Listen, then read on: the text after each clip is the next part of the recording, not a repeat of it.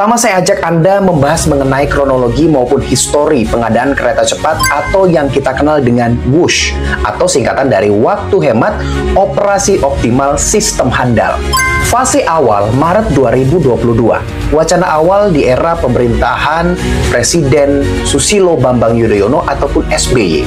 Era pemerintahan Presiden Susilo Bambang Yudhoyono atau SBY merancang gagasan pembangunan kereta cepat Jakarta-Bandung sebagai bagian dari rencana besar transportasi nasional. Pemerintah menilai koridor Jakarta-Bandung memiliki arus mobilitas yang tinggi, kemacetan parah di Tol Cipularang, dan potensi ekonomi besar yang layak untuk dikembangkan dengan moda cepat dan efisien.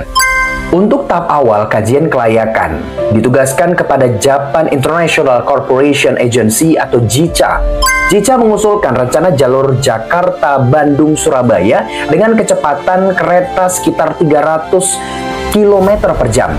Memakai teknologi Shinkansen Jepang, hasil studi awal JICA menunjukkan proyek tersebut secara ekonomi potensial, namun membutuhkan biaya investasi sangat besar, sekitar 60 hingga 70 triliun rupiah untuk tahap pertama. Sehingga pada masa itu, pemerintah belum memutuskan untuk melanjutkan ke tahap pembangunan.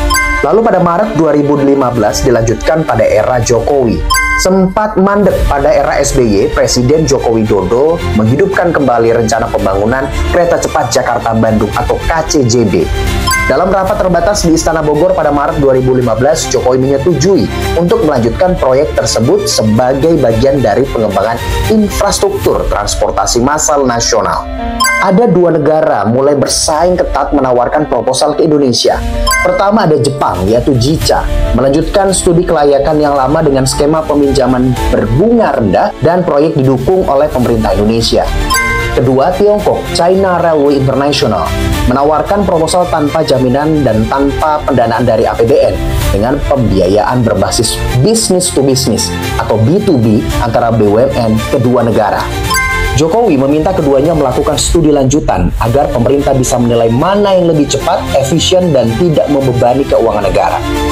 Sejak saat itu, kompetisi Jepang-Tiongkok menjadi sorotan publik dan media karena keduanya mengerahkan diplomasi ekonomi, teknologi besar-besaran untuk memenangkan proyek prestisius ini.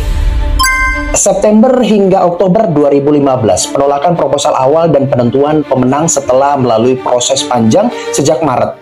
Pemerintah Indonesia menolak proposal awal dari Jepang dan Tiongkok. Pertama, alasannya kedua masih mensyaratkan keterlibatan APBN baik dalam bentuk jaminan pemerintah maupun pendanaan langsung. Kedua, Presiden ke-7 Joko Widodo menegaskan proyek ini tidak boleh membebani APBN, sejalan dengan prinsip efisiensi fiskal dan pembangunan berbasis investasi. Namun, tak lama kemudian Tiongkok mengajukan proposal revisi yang lebih menarik secara finansial, yakni pertama, skema murni business to business atau B2B antara BUMN Indonesia dan Tiongkok.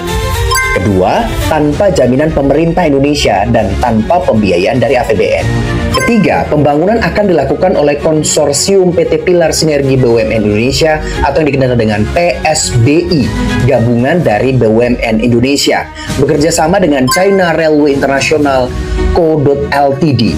Berdasarkan pertimbangan teknis, finansial, dan politik, pemerintah akhirnya memilih Tiongkok sebagai mitra resmi proyek KCJB pada akhir September 2015. Maka melalui keputusan ini mengakhiri persaingan panjang Jepang-Tiongkok dan menjadi tonggak awal kerjasama besar antara Indonesia dan Tiongkok dalam proyek infrastruktur berteknologi tinggi. Setelah pemerintah resmi menunjuk Tiongkok sebagai mitra proyek KCJB, langkah selanjutnya adalah membentuk Badan Pelaksanaan Proyek. Pada 16 Oktober 2015, didirikan PT Kereta Cepat Indonesia China atau yang dikenal dengan KCIC. Perusahaan patungan joint venture adalah konsorsium BUMN Indonesia melalui PT Pilar Sinergi BUMN Indonesia atau PSBI dengan porsi saham sebesar 60%. Adapun anggota PSBI terdiri dari PT Wijaya Karya Persero Tbk atau yang kita kenal dengan WIKA. Kedua ada PT Kereta Api Indonesia Persero atau yang kita kenal dengan KAI. Lalu ada PT Perkebunan Nusantara 8 atau yang kita kenal dengan PTPN 8. Lalu yang terakhir ada PT Jasa Marga Persero Tbk. Kemudian konsorsium Tiongkok melalui Beijing Yawan HSR Co. Ltd dengan porsi saham sebesar 40% yang beranggotakan perusahaan-perusahaan di bawah China Railway International Co. Ltd. Tujuan pendirian KCIC adalah untuk pertama merancang, membangun, mengoperasikan, dan memelihara proyek kereta cepat Jakarta-Bandung. Kedua, menjadi entitas hukum utama yang menandatangani perjanjian pembiayaan dan kerjasama dengan lembaga keuangan Tiongkok, terutama China Development Bank atau CDB. Pendirian KCIC ini menandai resmi dimulainya kerjasama konkret antara Indonesia dan Tiongkok dalam proyek kereta cepat pertama di Asia Tenggara. Masuk Januari 2016, peletakan batu pertama atau groundbreaking. Pada 21 Januari 2016, Presiden Joko Widodo atau Jokowi secara resmi meresmikan peletakan batu pertama atau groundbreaking proyek kereta cepat Jakarta-Bandung di Cikalongwetan, Kabupaten Bandung Barat, Jawa Barat. Acara tersebut dihadiri oleh sejumlah pejabat penting termasuk Menteri BUMN Rini Sumarno, kemudian ada perwakilan pemerintahan Tiongkok serta pimpinan BUMN Indonesia dan Tiongkok yang tergabung dalam konsorsium KCIC. Dalam sambutannya, Presiden Jokowi menegaskan bahwa proyek ini merupakan simbol kemajuan teknologi dan kerjasama internasional secara menjadi kereta cepat pertama di Asia Tenggara.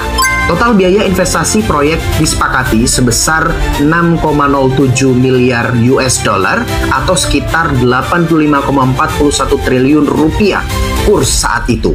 Sumber pembiayaan utama berasal dari pinjaman China Development Bank atau CDB yang menutupi sekitar 75% dari total biaya. Sementara sisanya 25% berasal dari ekuitas konsorsium KCIC. Rencana awal proyek ini menargetkan jarak tempuh Jakarta-Bandung hanya 36 hingga 45 menit. Panjang jalur sekitar 142,3 km. 4 stasiun utama yakni Halim yang ada di Jakarta, Karawang, Padalarang, dan Tegaluar, Bandung. Jokowi juga menegaskan bahwa proyek ini tidak menggunakan dana APBN dan tanpa jaminan pemerintah, sesuai komitmen awal dengan skema business to business atau B2B. Masuk tahun 2017 hingga 2019, tantangan pembebasan lahan dan keterlambatan konstruksi. Pada tahun 2017, masalah perizinan dan pembebasan lahan. Meski groundbreaking sudah dilakukan sejak Januari 2016, pembangunan proyek fisik ini belum benar-benar berjalan pada tahun 2017. Hambatan utama adalah pembebasan lahan di sepanjang jalur Jakarta-Bandung, sekitar 142 km. Seperti satu, banyak lahan berada di kawasan padat penduduk, perkebunan PT PN 8, serta area industri Karawang. 2. Proses negosiasi harga dan status lahan memperlambat kemajuan proyek. Di sisi lain, izin lingkungan, teknis perkeretaapian, dan AMDAL atau analisis mengenai dampak lingkungan juga baru rampung pertengahan tahun. Akibatnya, pekerjaan konstruksi utama baru dimulai secara terbatas pada akhir 2017. Masuk pada tahun 2018, percepatan yang belum optimal. Pemerintah mendorong Kementerian BUMN dan KCIC mempercepat penyelesaian masalah lahan. Namun, hingga pertengahan 2018, baru sekitar 60 hingga 70% lahan yang dibebaskan. Selain itu, pencairan pinjaman dari China Development Bank (CDB) juga mengalami penundaan karena dokumen legal dan jaminan teknis belum lengkap. Meski sejumlah pembangunan struktur seperti terowongan dan jembatan layang mulai dikerjakan, proyek-proyek secara keseluruhan masih jauh dari target. Akibat keterlambatan ini, target awal operasi pada 2019 dipastikan mundur. Masuk pada tahun 2019, progres konstruksi mulai nyata, tapi terhambat teknis. Tahun 2019 menjadi titik awal pembangunan besar-besaran secara fisik setelah sebagian besar lahan selesai dibebaskan. Sejumlah proyek prioritas seperti Tunnel 1 di Halim dan jembatan di Cikarang, Padalarang mulai terlihat kemajuannya. Namun, kendala teknis progres tidak secepat harapan. Biaya proyek mulai membengkak karena revisi desain dan perpanjangan waktu kerja. Pemerintah tetap menegaskan proyek ini tetap berbasis skema B2B tanpa dana APBN, walau pengawasan dilakukan lebih ketat. Masuk pada Oktober 2023, peresmian operasional komersil WUSH. Pada 2 Oktober 2023, Presiden Joko Widodo secara resmi meresmikan operasional komersial kereta cepat Jakarta-Bandung di Stasiun Halim Jakarta Timur yang menjadi titik awal perjalanan Wush. Kereta cepat ini diberi nama Wush yang merupakan singkatan dari waktu hemat, operasi optimal, sistem hebat. Nama ini dipilih melalui sayembara publik dan menggambarkan kecepatan serta efisiensi proyek tersebut. Acara peresmian ini turut dihadiri oleh Presiden Joko Widodo bersama Ibu Negara Iriana, Menteri BUMN Erick Thohir, Menhub Budi Karya Sumadi, dan perwakilan pemerintahan Tiongkok termasuk Duta Besar China untuk Indonesia, serta sejumlah pejabat BUMN dan Duta Besar negara sahabat. Dalam sambutannya, Jokowi menegaskan bahwa Wush merupakan simbol kemajuan teknologi dan kerjasama Indonesia dan Tiongkok, sekaligus tanda masuknya Indonesia ke era transportasi berkecepatan tinggi. Berbicara detail teknis dan keuangan alami peningkatan, skema pembiayaan tetap berbasis business to business atau B2B antara PT Kereta Cepat Indonesia China KCIC dan China Development Bank atau CDB. Proyek kereta cepat Jakarta-Bandung yang dimulai tahun 2016 ini awalnya hanya membutuhkan biaya 86,67 triliun rupiah.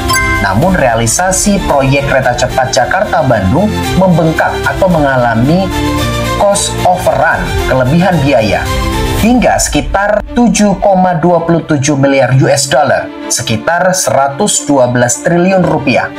Mayoritas pendanaan proyek ini berasal dari pinjaman China Development Bank atau CDB, sementara sisa ditopang oleh anggaran pendapatan dan belanja negara atau APBN, serta modal dari konsorsium perusahaan patungan BUMN Indonesia dan China. Dalam laporan keuangan PT Kereta Api Indonesia Persero, per 30 Juni 2025, PT Pilar Sinergi BUMN Indonesia atau PT PSBI sebagai entitas asosiasi KAI mencatatkan kerugian bersih sebesar 4.195 triliun rupiah sepanjang tahun 2024. Kerugian masih berlanjut di tahun 2025. Per Juni 2025, PT PSBI kembali merugi dengan nilai cukup besar, yakni mencapai 1.625 triliun rupiah. Dampak dari kerugian besar yang diderita PT PSBI sebagai pemegang saham mayoritas PT KCIC ini, maka perusahaan-perusahaan BUMN yang tergabung dalam konsorsium harus ikut menanggung renteng kerugian dari operasional Wush. Peresmian Wush dinilai menjadi tonggak sejarah transportasi modern Indonesia, menandai peralihan sistem kereta cepat yang menghubungkan dua kota besar secara efisien. Proyek ini juga menjadi bagian penting dari inisiatif Belt and Road atau BRI Tiongkok, serta kebijakan industrialisasi dan modernisasi transportasi nasional di era pemerintahan Joko Widodo.